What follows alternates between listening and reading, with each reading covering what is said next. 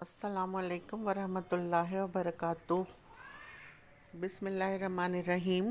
شروع اللہ کے نام سے جو بے انتہا مہربان اور نہایت رحم کرنے والا ہے۔ بے شک تمام مخلوق کا خالق اللہ تعالیٰ ہے۔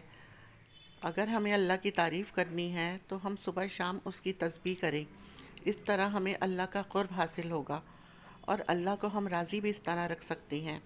فرض نمازوں کے بعد یعنی فرض عبادت کے بعد اللہ کا قرب حاصل کرنے کا بہترین طریقہ تسبیحات ہیں، یعنی ہم تسبیحات پڑھ کے اپنے درجات بلند کر سکتے ہیں اور اللہ کا قرب حاصل کر سکتے ہیں۔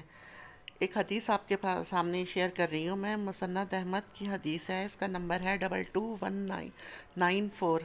نبی صلی اللہ علیہ وسلم نے فرمایا، میرے نزدیک صبح صادق سے طلوع آفتاب کے وقت تک بیٹھ کر اللہ کا ذکر کرنا اور سبحان اللہ، الحمدللہ،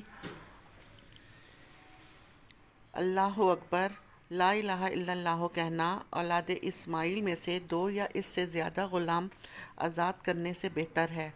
اسی طرح نماز عصر سے غروب آفتاب تک اللہ کا ذکر کرنا میرے نزدیک اولاد اسماعیل میں سے 4 غلام آزاد کرنے سے زیادہ بہتر ہے۔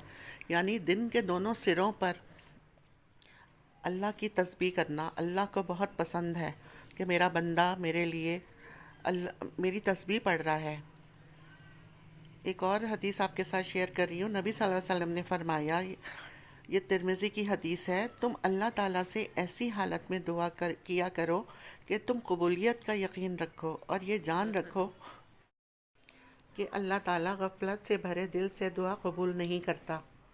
اگر آپ کو میری ویڈیو یہ پسند آئی ہو تو اسے لائک کریں، اسے شیئر کریں، سبسکرائب کریں اور مجھے کمنٹس میں بتائیں تاکہ میں اور ویڈیو آپ کی سے شیئر کروں۔ السلام علیکم۔